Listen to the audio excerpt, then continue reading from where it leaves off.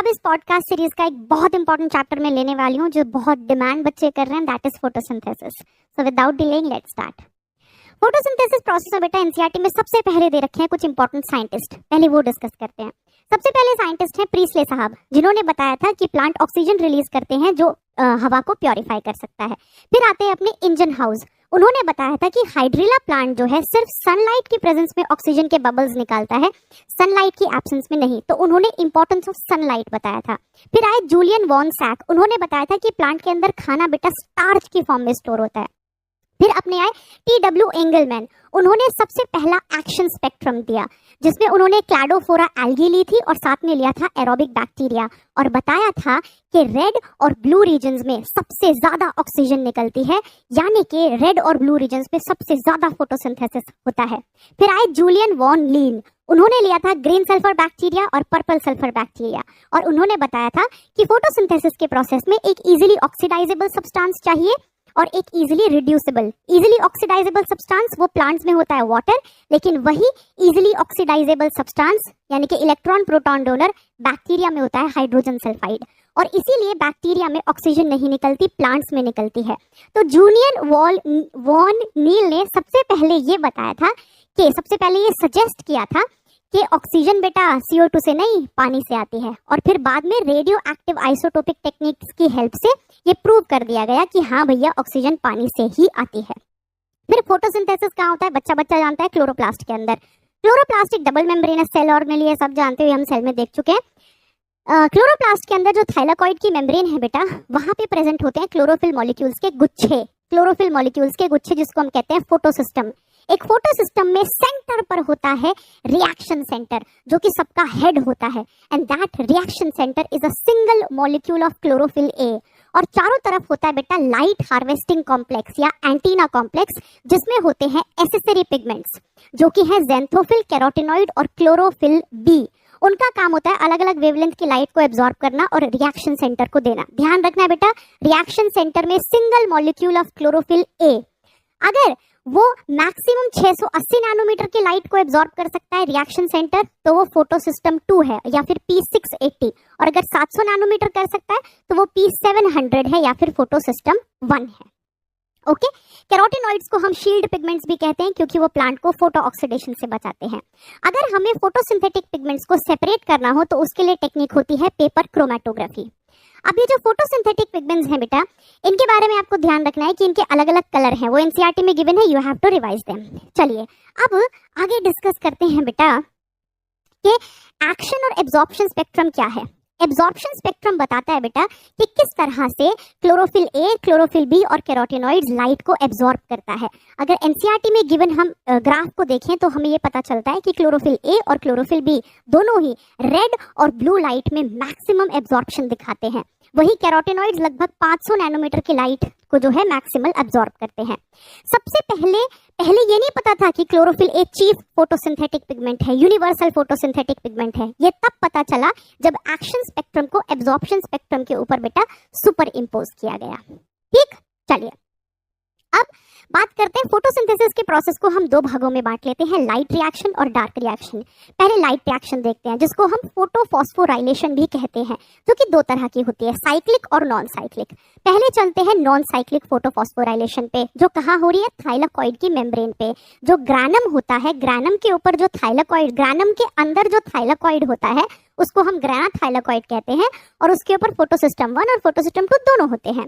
तो non cyclic photophosphorylation में बेटा क्या हो रहा है एग्जैक्टली, जो थाइलाकॉइड की मेम्ब्रेन पर फोटोसिस्टम 1 और फोटोसिस्टम 2 है उनके ऊपर लाइट पड़ती है, लाइट पड़ते ही दोनों से इलेक्ट्रॉन निकल के भाग जाते हैं ग्राउंड स्टेट से। अब ध्यान से सुनना, होता क्या है कि फोटोसिस्टम 2 के ऊपर लाइट पड़ी, उससे इलेक्ट्रॉन निकल के भाग गए, राइट, और वो इलेक्ट्रॉन किसने एक्सेप्ट करे, प्राइमरी इलेक्ट्रॉन एक्सेप्टर ने, जिसका नाम होता है फियोफाइटिन, राइट। अब ये जो इलेक्ट्रॉन फोटोसिस्टम 2 से निकल के भागे हैं, इनकी भरपाई कैसे होती है भाई, इनकी भरपाई होती है पानी को तोड़कर। तो पानी को तोड़ दिया जाता है और उसमें हेल्प करता है मैंगनीज क्लोराइड और ट्रेसेस ऑफ कैल्शियम, जिसको हम कहते हैं ऑक्सीजन इवॉल्विंग कॉम्प्लेक्स या फोटोलाइसिस कॉम्प्लेक्स। सवाल आता है कि पानी कहाँ टूटता है, तो आपका जवाब होगा ल्यूमन ऑफ थाइलाकॉइड में। थाइलाकॉइड में जो खाली जगह होती है उसमें पानी टूटता है। पानी टूटकर ऑक्सीजन तो बाहर चली जाती है और उससे जो इलेक्ट्रॉन्स निकलते हैं उनकी भरपाई फोटोसिस्टम 2 कर लेता है, उनसे अपना पेट भर लेता है, क्योंकि उससे तो इलेक्ट्रॉन निकल के भाग गए। और बेटा ध्यान से सुनना, जो प्रोटॉन निकले पानी से, वो प्रोटॉन थाइलाकॉइड के ल्यूमन के अंदर ही जमा हो जाते हैं।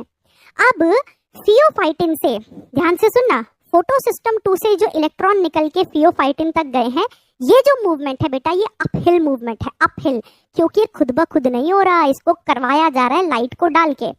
फिर फियोफाइटिन से ये इलेक्ट्रॉन दे दिए जाते हैं प्लास्टोक्यूनॉन को, जो कि एक प्रोटॉन पंप भी है, जो कि एक प्रोटॉन कैरियर है सही मायनों में। फिर प्लास्टोक्यूनॉन से ये इलेक्ट्रॉन साइटोक्रोम B6F को दे दिए जाते हैं। फिर वहां से प्लास्टोसाइनिन को दे दिए जाते हैं। जब फोटोसिस्टम 2 के ऊपर लाइट पड़ी थी, उसी दौरान फोटोसिस्टम 1 के ऊपर लाइट पड़ी थी, तो उससे भी इलेक्ट्रॉन निकल के भागे थे। फोटोसिस्टम 2 ने तो उनकी भरपाई पानी को तोड़ के कर ली थी, लेकिन फोटोसिस्टम 1 उन इलेक्ट्रॉन्स की भरपाई वो इलेक्ट्रॉन से करेगा जो फोटोसिस्टम 2 से आ रहे हैं। फोटोसिस्टम 1 से निकले हुए इलेक्ट्रॉन्स को कौन पकड़ लेता है? FeS, iron sulphur protein. और फिर किसको देता है? फेरेडॉक्सिन NADP रिडक्टेज कॉम्प्लेक्स को। अब यहाँ पे क्या होता है बेटा, अल्टीमेटली जो इलेक्ट्रॉन्स हैं उनको एक्सेप्ट करने वाले होते हैं NADP positive. NADP positive electrons तो यहाँ से लेता है और प्रोटॉन लेता है स्ट्रोमा से और कन्वर्ट हो जाता है NADPH में, NADPH में, राइट। तो क्या क्या बना नॉन साइक्लिक फोटोफॉस्फोराइलेशन से? ऑक्सीजन निकली, NADPH बना और ATP बनता है बेटा। ATP कैसे बनता है वो मैं अभी समझाती हूँ, तो ध्यान रखना है। जब भी नॉन साइक्लिक फोटोफॉस्फोराइलेशन होगा तो फोटोसिस्टम 1 और फोटोसिस्टम 2 दोनों इन्वॉल्व होंगे और प्रोडक्ट्स क्या क्या होंगे? ऑक्सीजन, NADPH और ATP, राइट। कहाँ होगा? ग्रेनाथाइलाकॉइड पे।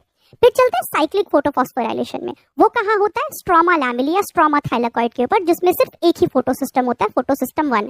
तो जब जैसे ही लाइट पड़ती है, फोटोसिस्टम 1 से इलेक्ट्रॉन भागे, कहाँ गए? FeS के पास। FeS से फिर आपके प्लास्टोक्यूनॉन, साइटोक्रोम B6F, प्लास्टोसाइनिन और घूम फिर के वापस फोटोसिस्टम 1 के पास आ गए। साइक्लिक फोटोफॉस्फोराइलेशन में ना तो ऑक्सीजन निकलती है और ना ही ये NADPH बनता है, सिर्फ और सिर्फ ATP बनता है।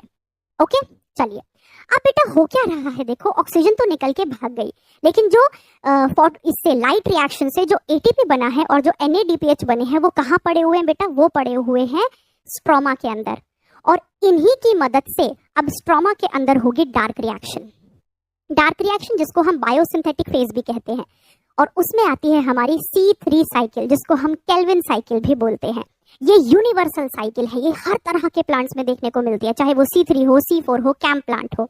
और इसको सबसे पहले क्लोरेला, एक यूनिसेल्युलर एल्गी में डिस्कवर किया गया था, कार्बन 14 आइसोटोप का इस्तेमाल करते हुए। अब C3 साइकिल है क्या, ध्यान से सुनना बेटा। इसमें जो हमारा ATP और NADPH है, जो स्ट्रोमा में पड़े हुए हैं, जो अभी अभी हमने लाइट रिएक्शन से बनाए हैं, वो इस्तेमाल होंगे। और स्ट्रोमा में पत्ती के अंदर जो सेल है, मीजोफिल सेल, उसके अंदर जो क्लोरोप्लास्ट है, उस क्लोरोप्लास्ट के अंदर जो स्ट्रोमा है, उसमें एक बहुत इंपॉर्टेंट एंजाइम है, रुबिस्को एंजाइम। अब क्या होता है बेटा, एक 5 कार्बन कंपाउंड जिसको हम बोलते हैं RUBP, राइब्यूलोज 1,5 बिसफॉस्फेट, ये CO2 को एक्सेप्ट करता है, इसीलिए हम इसको बोलते हैं primary CO2 acceptor of C3 cycle. जैसे ही ये RUBP CO2 के साथ कंबाइन करता है इन the presence of Rubisco enzyme, तो ये बनाता है बेटा एक 3 कार्बन कंपाउंड जिसको हम कहते हैं फॉस्फोग्लिसरिक एसिड। और क्योंकि पहला स्टेबल प्रोडक्ट एक 3 कार्बन कंपाउंड बन रहा है, इसीलिए हम इसको C3 साइकिल कहते हैं। अगर मैं एक मॉलिक्यूल RUBP का लूँ ना बेटा, तो कितने कार्बन है उसमें? 5, और एक CO2 जुड़ गया, तो टोटल कितने कार्बन हो गए? 6। तो जब एक RUBP का मॉलिक्यूल एक CO2 के मॉलिक्यूल के साथ कंबाइन करता है, तो 2 मॉलिक्यूल बनते हैं 3PGA के, क्योंकि PGA तो कितने कार्बन कंपाउंड है? 3 कार्बन कंपाउंड। अब क्या होता है बेटा, ये जो 2 मॉलिक्यूल हैं PGA के, ये कन्वर्ट होते हैं इनटू 1,3 डाई PGA। आज सुबह ही मैंने तुम्हें रेस्पिरेशन बताया है ना, क्या बताया था? पीजल, दही PGA, 3 PGA। उसका उल्टा कर दो, 3 PGA, दही PGA, पीजल, तीन पीजीए, दही पीजीए, पीजल, तो पीजीए बना, फिर दही पीजीए। अब समझ जाओ, पीजीए से जब आप डाई पीजीए बना रहे हो तो आपको क्या लगेगा, फॉस्फेट लगेगा, और वहां पे क्या इस्तेमाल होगा, एटीपी। दो मॉलिक्यूल को कितने एटीपी इस्तेमाल होंगे, दो एटीपी। भाई हमने दो मॉलिक्यूल बनाए पीजीए के, उस पीजीए को दो मॉलिक्यूल 1,3 डाई पीजीए में बदलने में बेटा 2 एटीपी का खर्चा होगा। अब ये जो 2 मॉलिक्यूल्स हैं 1,3 डाई पीजीए के बेटा, ये कन्वर्ट हो जाते हैं इनटू पीजीएएल, फॉस्फोग्लिसर एल्डिहाइड, और ये प्रोसेस है रिडक्शन। और यहाँ पे रिडक्शन में बेटा खर्च होते हैं NADPH, NADPH। दो मॉलिक्यूल में 2 NADPH खर्च होते हैं, दो मॉलिक्यूल को रिड्यूस करने में 2 NADPH खर्च होते हैं। ठीक है बेटा, चलो अब हम चले यहाँ से, हाँ ठीक है, फिर हम यहाँ से चले, ये जो हमारा PgAl है, PgAl कन्वर्ट हो जाता है RU5P में, राइबुलोस 5 फॉस्फेट। फिर ये राइबुलोस 5 फॉस्फेट जो है, 1 सेकेंड बेटा, हाँ, जो राइबुलोस 5 फॉस्फेट है ये कन्वर्ट होता है राइबुलोस 1,5 बिस फॉस्फेट में। इसको कहते हैं रीजनरेशन। हमें यहाँ फिर से एटीपी चाहिए होगा। जब हम RU5P को RUBP में कन्वर्ट करेंगे तो हमें फिर से एटीपी चाहिए बेटा। कितना एटीपी चाहिए, 1 एटीपी चाहिए। तो अब ध्यान से सुनो, मैंने तुम्हें जो साइकिल बताई है ये एक RUBP मॉलिक्यूल के लिए बताई है, लेकिन बेटा एक ग्लूकोज, ध्यान से सुनना, एक ग्लूकोज मॉलिक्यूल को बनाने के लिए जो केल्विन साइकिल है वो 6 बार घूमती है बेटा। तो अगर मैं 6 मॉलिक्यूल लूं, 6 मॉलिक्यूल लूं RUBP के और 6 मॉलिक्यूल लूं CO2 के, तो बेटा 12 मॉलिक्यूल बनते हैं PGA के। फिर 12 मॉलिक्यूल PGA से बनते हैं 12 मॉलिक्यूल 1,3 डाई PGA के, जिसमें कितने एटीपी खर्च हो जाते हैं, 12 एटीपी। ठीक है, एक मॉलिक्यूल ऑफ PGA को जब आपको एक मॉलिक्यूल PGAl में ये 1,3 डाई PGA में कन्वर्ट करना होता है तो बेटा 1 एटीपी खर्च होता है, 12 के लिए 12 खर्च होंगे। फिर जब आप डाई PGA को PGAl में बदलते हो बेटा 12 मॉलिक्यूल को, तो मेरे बेटे 12 NADPH खर्च होते हैं। फिर उसमें से 2 मोल PGAl तो बाहर निकल जाते हैं जो ग्लूकोज बनाते हैं। बाकी के 10 मोल PGAl से RU5P बनता है। कितने मॉलिक्यूल बनेंगे RU5P के, 6। ये 6 मॉलिक्यूल RU5P के किस में बदल जाएंगे, 6 मॉलिक्यूल RUBP के। यहाँ पे 6 एटीपी खर्च होंगे। अब ध्यान से सुनना, ये सारा रटने की जरूरत नहीं, ये सब नहीं आने वाला, मैंने सिर्फ इसलिए बताया कि तुम्हारे दिमाग में सेट हो जाए। अब ध्यान से सुनना, जो बोलूंगी ये ध्यान से सुनना। अगर हमें डार्क रिएक्शन में एक CO2 को फिक्स करना होता है, एक सिंगल मॉलिक्यूल ऑफ CO2 को फिक्स करना होता है जिसमें हमें एक RUBP लगेगा, तो बेटा इसमें 3 तो खर्च होते हैं एटीपी।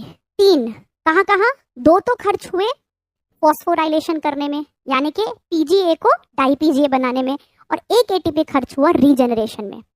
तो जब एक CO2 मॉलिक्यूल को फिक्स करते हैं तो 2 एटीपी तो खर्च होते हैं फॉस्फोराइलेशन करने में, यानी कि फॉस्फेट ऐड करने में, और 1 एटीपी खर्च होता है बेटा रीजनरेशन में, और एक मॉलिक्यूल पे 2 NADPH खर्च होते हैं रिडक्शन में। बात समझ में आ गई, बात समझ में आ गई। जब हम 6 मॉलिक्यूल CO2 को फिक्स करेंगे तो 18 एटीपी खर्च होते हैं और 12 NADPH खर्च होते हैं। 18 एटीपी, 12 NADPH। क्लियर हो गया बेटा, C3 साइकिल क्लियर हो गई। चलो अब C3 साइकिल के बाद, C3 साइकिल बेटा most of the plants on earth are C3 plants. अब उसके बाद हमारे हम चलते हैं C4 प्लांट्स पे। ये तो क्लियर हो गया, NCERT में साफ साफ लिखा हुआ है, फिर से सुन लो। एक CO2 को फिक्स करने के लिए 3 एटीपी लगते हैं, 3, 2 फॉस्फोराइलेशन में, 1 रीजनरेशन में, तो टोटल कितने एटीपी लगे, 3। और एक CO2 को फिक्स करने में NADPH कितने खर्च हो रहे हैं, 2। तो 6 CO2 को फिक्स करने में या एक ग्लूकोज मॉलिक्यूल को बनाने में बेटा टोटल एटीपी कितने लगते हैं, 18। 12 तो खर्च होते हैं फॉस्फोराइलेशन में और 6 खर्च होते हैं रीजनरेशन में, और 12 NADPH। क्लियर है। चलो C4 प्लांट्स बहुत स्पेशल प्लांट्स होते हैं बेटा। वो बहुत जो है ऐसे एरिया में जहाँ पर पानी की कमी है वहाँ के लिए वेल अडेप्टेड होते हैं। उनकी पत्ती के ऊपर बहुत मोटी क्यूटिकल होती है, उनके स्टोमेटा धसे हुए होते हैं, सनकन स्टोमेटा, और उनके पास एक बड़ी स्पेशल एनाटॉमी होती है जिसको बोलते हैं क्रैंज एनाटॉमी, जिसमें वैस्कुलर बंडल के चारों तरफ बंडल शीथ सेल्स होते हैं और उनके चारों तरफ मीजोफिल सेल्स होते हैं। तो ये एक रीथ लाइक, एक क्राउन लाइक मैनर में अरेंज्ड होते हैं जिसको क्रैंज एनाटॉमी बोलते हैं। अब बंडल शीथ के बारे में सुन रहा, इंपॉर्टेंट लाइंस है एनसीईआरटी की। जो बंडल शीथ सेल्स हैं वो वैस्कुलर बंडल के चारों तरफ बहुत सारी लेयर्स में अरेंज्ड होते हैं, arranged in several layers. Bundle sheath के सेल्स के बीच में इंटरसेलुलर स्पेसेस नहीं होते। बंडल शीथ के जो सेल्स होते हैं उनकी जो वॉल होती है मोटी होती है और इम्परमिएबल टू गैसेस होती है। वो लार्ज सेल्स होते हैं और उसमें भर भर के क्लोरोप्लास्ट होते हैं। क्लियर? चलिए C4 प्लांट के एग्जाम्पल बेटा, C4 प्लांट के एग्जाम्पल बस यही याद कर लो, यही नीट में आएंगे। मेज, शुगर केन, सॉर्गम। मेज, शुगर केन, सॉर्गम। क्लियर? चलिए अब चलते हैं आगे। ये C4 प्लांट्स की थोड़ी सी डिटेल हो गई। अब C4 साइकिल की बात करते हैं बेटा। C4 प्लांट में C4 साइकिल भी होगी और C3 साइकिल भी होगी। C4 साइकिल कराने के लिए बेटा दोनों सेल लगेंगे, मीजोफिल सेल भी और बंडल शीथ सेल भी। मीजोफिल सेल और बंडल शीथ सेल के साइटोप्लाज्म में होती है पूरी की पूरी C4 साइकिल। अब शुरू करते हैं। पहले चलते हैं मीजोफिल सेल के साइटोप्लाज्म में। वहां पे पड़ा हुआ है फॉस्फोइनॉल पायरुवेट, जिसे हम पेप कहते हैं, जो कि एक 3 कार्बन कंपाउंड है। उसके साथ जुड़ जाता है CO2 in the presence of enzyme PEPcase. PEPcase एक बहुत ही बेहतरीन जो है एंजाइम है। वो अगर बहुत ही कम CO2 कॉन्सेंट्रेशन होगी ना, उस पे भी ये काम करवा देता है। या फिर कभी कभी बाहर से CO2 मिल भी नहीं रही तो रेस्पिरेशन से जो प्लांट CO2 निकाल रहा है उससे भी काम चला लेता है। तो पेप्केज बहुत एफिशिएंट एंजाइम है। तो फिर बनता है oxalo acetic acid, 4 carbon compound. यहाँ पे सबसे पहला स्टेबल प्रोडक्ट एक 4 कार्बन कंपाउंड है, इसीलिए C4 साइकिल है। तो पहला स्टेप क्या हुआ बेटा? पेप, जो कि एक 3 कार्बन कंपाउंड है, वो CO2 के साथ कंबाइन हुआ in the presence of PEPcase enzyme और उसने बनाया ऑक्सैलो एसिटिक एसिड, जो कि एक 4 कार्बन कंपाउंड है। राइट? और यहाँ पे जो प्राइमरी CO2 एक्सेप्टर है वो एक 3 कार्बन कंपाउंड है, पेप। C3 प्लांट्स में क्या होता था? C3 साइकिल में द प्राइमरी CO2 एक्सेप्टर कौन था बेटा? वो था हमारा 5 कार्बन कंपाउंड RUBP। ये ऑक्सैलो एसिटिक एसिड चेंज हो जाता है मैलिक एसिड और एस्पार्टिक एसिड में। फिर ये मैलिक एसिड और एस्पार्टिक एसिड प्लाज्मोडेस्माटा से होते हुए पहुंच जाता है in the cytoplasm of bundle sheath cell. वहां पे क्या होता है? इस मैलिक एसिड में से CO2 को निकाल दिया जाता है, यानी कि इसको हम कहते हैं डीकार्बोक्सिलेशन। मैलिक एसिड से CO2 निकलते ही वो बन जाता है पायरुविक एसिड, 3 कार्बन कंपाउंड। ये पायरुविक एसिड प्लाज्मोडेस्माटा से होते हुए वापस पहुंच जाता है into the cytoplasm of mesophyll cell और वहां पर ये पायरुविक एसिड वापस से रीजनरेट हो जाता है पेप में। और यहाँ पर इस रीजनरेशन में बेटा 2 ATP का खर्चा हो जाता है। ये पूरी C4 साइकिल है जिसे हमने मेसोफिल सेल और बंडल शीथ सेल के साइटोप्लाज्म में कंप्लीट करा दिया। और यहाँ पे हमने इस्तेमाल किए हैं एक CO2 मॉलिक्यूल के लिए हमने C4 साइकिल में बेटा 2 ATP इस्तेमाल किए हैं। फिर जो CO2 हमने निकाली थी मैलिक एसिड से, वो CO2 बंडल शीथ सेल के अंदर बैठा जो क्लोरोप्लास्ट है उसके स्ट्रोमा में चली जाती है और बंडल शीथ सेल के क्लोरोप्लास्ट के स्ट्रोमा में है रुबिस्को। वहां पर वो कराता है फिर C3 साइकिल। तो C4 प्लांट में C3 साइकिल भी हो रही है, C4 साइकिल भी हो रही है। ठीक, अब ध्यान से सुनना बेटा। C4 प्लांट में एक सिंगल CO2 मॉलिक्यूल को फिक्स करने के लिए 3 ATP तो लगे। एक CO2 की बात हो रही है, एक CO2 को फिक्स करने के लिए 3 ATP तो लगेंगे C3 साइकिल में और 2 ATP लगेंगे C4 साइकिल में। तो टोटल ATP कितने हो गए? 5। लेकिन NADPH C4 साइकिल में खर्च नहीं हो रहे, सिर्फ C3 साइकिल में खर्च हो रहे थे। और एक CO2 पे कितने NADPH खर्च हो रहे थे? 2।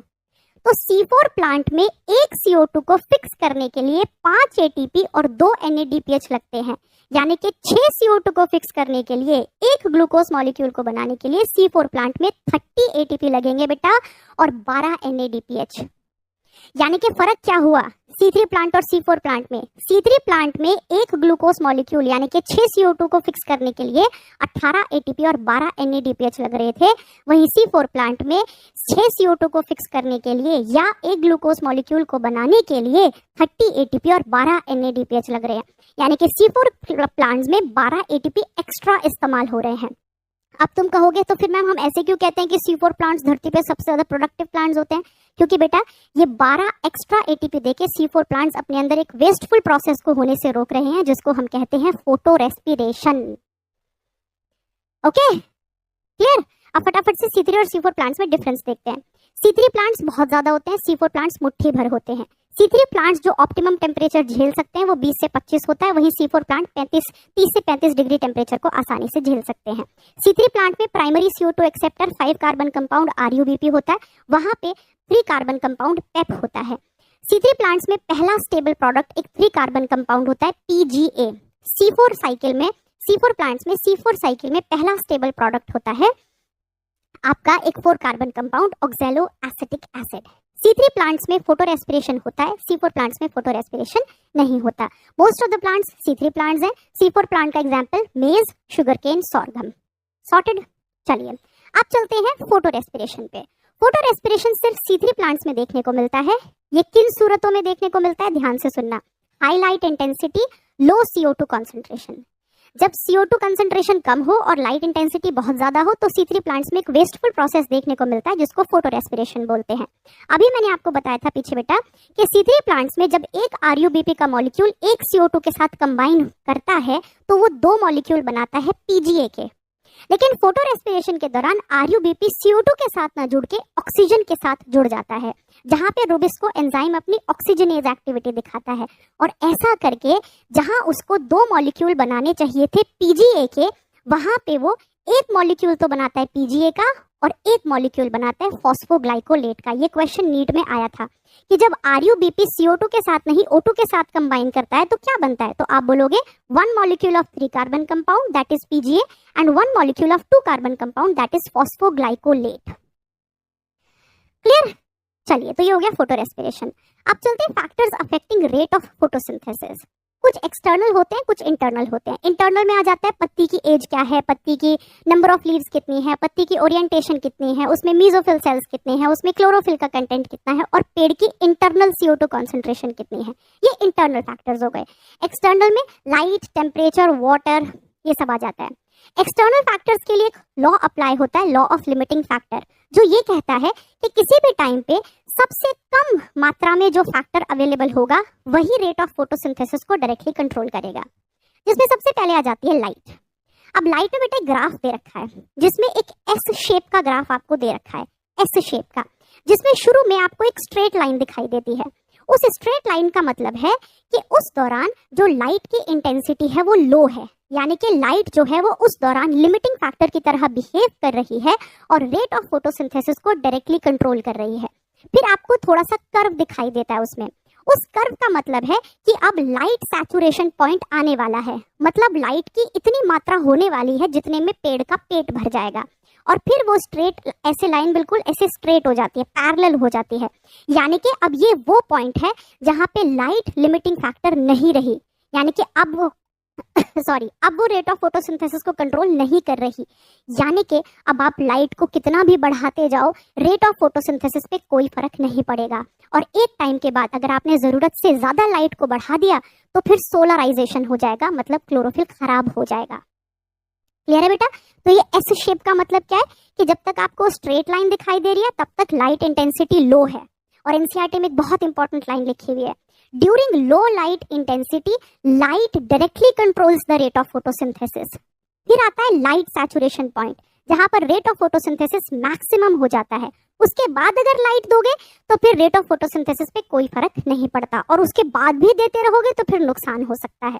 फिर कुछ इंपॉर्टेंट लाइन है एनसीईआरटी में जो कहती हैं कि सैचुरेशन पॉइंट जो आता है बेटा वो 10% ऑफ टोटल सोलर लाइट जो पड़ती है पेड़ के ऊपर, जितनी टोटल सोलर लाइट पड़ रही है उसके 10% पे पेड़ का पेट भर जाता है।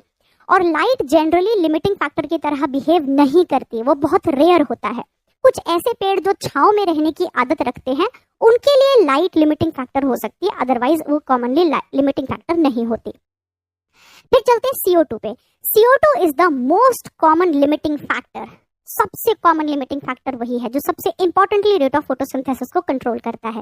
एनसीईआरटी बोलती है कि अभी करंटली जो एटमॉस्फेयर में CO2 की मात्रा है वो है 0.03% टू 0.04%, और पेड़ मैक्सिमम जितनी CO2 कॉन्सेंट्रेशन को झेल सकते हैं वो है 0.05%। उसके बाद फिर CO2 नुकसान पहुंचाने लगेगी पेड़ों को। C3 प्लांट और C4 प्लांट्स में बेटा जो CO2 सैचुरेशन पॉइंट होता है वो डिफरेंट होता है। CO2 सैचुरेशन पॉइंट का मतलब कितनी CO2 की मात्रा पर पेड़ का पेट भर जाएगा। C4 प्लांट के लिए CO2 सैचुरेशन पॉइंट होता है 360 माइक्रोलीटर पर लीटर, यानी कि 1 लीटर हवा में जब 360 माइक्रोलीटर CO2 होगी उतने में C4 प्लांट का पेट भर जाएगा। वहीं C3 प्लांट के लिए 450 माइक्रोलीटर पर लीटर से अगर थोड़ा और ज्यादा दे दोगे तो भी वो मस्त रहेगा। यानी कि C3 प्लांट्स को ज्यादा CO2 चाहिए as compare to C4 plants. इसीलिए हम कह सकते हैं कि आजकल जो ग्लोबल वार्मिंग के चलते CO2 की मात्रा एटमॉस्फेयर में बढ़ रही है वो एक लिमिट तक C3 प्लांट्स के लिए अच्छी है, फिर उसके बाद उनके लिए भी नुकसानदायक होगी। C3 प्लांट्स शो करते हैं CO2 फर्टिलाइजेशन इफेक्ट, मतलब जितना ज्यादा आप उनको CO2 देते जाओगे उनकी प्रोडक्टिविटी उतना और ज्यादा बढ़ती चली जाएगी। एनसीईआरटी में 2 एग्जाम्पल दे रखे हैं, टोमेटो और बेल पेपर। ये दोनों ही C3 प्लांट्स हैं जो CO2 फर्टिलाइजेशन इफेक्ट दिखाते हैं। फिर उसके बाद चलते हैं temperature. Temperature rate of photosynthesis को इसलिए कंट्रोल करता है बेटा क्योंकि जो फोटोसिंथेसिस का प्रोसेस है वो एक एंजाइम मीडिएटेड प्रोसेस है और जो एंजाइम्स की एक्टिविटी होती है वो टेम्परेचर कंट्रोल करता है, इसीलिए फोटोसिंथेसिस जो है टेम्परेचर द्वारा कंट्रोल होता है। फिर उसके बाद आता है water. Water directly rate of photosynthesis को कंट्रोल नहीं करता, वो इनडायरेक्टली करता है। कैसे? जब पानी की कमी होगी तो पत्ती सूख जाएगी, उसका सरफेस एरिया कम हो जाएगा और रेट ऑफ फोटोसिंथेसिस कम हो जाएगा। दूसरा, जब पानी की कमी होगी तो एब्सिसिक एसिड बनेगा जिसकी वजह से स्टोमेटा बंद हो जाएंगे और रेट ऑफ फोटोसिंथेसिस घट जाएगा। ओके बेटा, so I hope I have covered all the points of NCERT. और बेटा एक बार फिर से रीड कर लेना एनसीईआरटी को। हाँ, एक पॉइंट रह गया बेटा, सॉरी एक पॉइंट रह गया। आपको केमियोस्मोटिक हाइपोथेसिस बताना भूल गई मैं, वो फटाफट से अभी बता देती हूँ। हमने ईटीएस करवाई थी बेटा, मैंने आपको ये बताया था कि एटीपी बनता है, पर कैसे ये नहीं बताया था। तो सुनो, जब ईटीएस हो रही थी बेटा, जो थाइलाकॉइड का ल्यूमन था, जो थाइलाकॉइड के अंदर खाली जगह थी, उसमें हमने प्रोटॉन आयन कॉन्सेंट्रेशन को बढ़ाया था। कैसे? पहले तो हमने पानी तोड़ा था, उससे प्रोटॉन ल्यूमन में जमा हुए थे। दूसरा, जो प्लास्टोक्यूनॉन था वो स्ट्रोमा से पंप कर लेता है प्रोटॉन्स और कहाँ जमा कर देता है? थाइलाकॉइड के ल्यूमन में। और तीसरा, जो NADP पॉजिटिव प्रोटॉन उठा रहा था वो भी कहाँ से उठा रहा था? स्ट्रोमा से। तो ये 3 रीजंस के चलते जो थाइलाकॉइड की खाली जगह है उसमें प्रोटॉन आयन कॉन्सेंट्रेशन बढ़ जाती है। तो अब हम इसका फायदा उठाएंगे। कैसे? जो थाइलाकॉइड की मेम्ब्रेन है उसमें F0 F1 कॉम्प्लेक्स होता है। अब क्या होता है बेटा कि जो ल्यूमन ऑफ थाइलाकॉइड में प्रोटॉन आयन कॉन्सेंट्रेशन इतनी बढ़ गई है, अब प्रोटॉन खुद ब खुद भागते हैं किधर की तरफ? स्ट्रोमा की तरफ। और जब वो खुद ब खुद भागते हैं F0 F1 कॉम्प्लेक्स के थ्रू, तो एनर्जी रिलीज होती है in the form of proton motive force, और इसी एनर्जी को इस्तेमाल करते हुए एटीपी को बना लिया जाता है। अब एनसीईआरटी में लिखा हुआ है केमी ऑस्मोसिस होने के लिए 4 चीजें बहुत जरूरी हैं। सबसे पहला, एक प्रोटॉन ग्रेडियंट होना चाहिए। दूसरा, प्रोटॉन पंप होना चाहिए। तीसरा, एक मेम्ब्रेन होनी चाहिए। और फोर्थ, एटीपी सिंथेस कॉम्प्लेक्स होना चाहिए। 4 चीजों के बिना केमी ऑस्मोसिस नहीं हो सकती।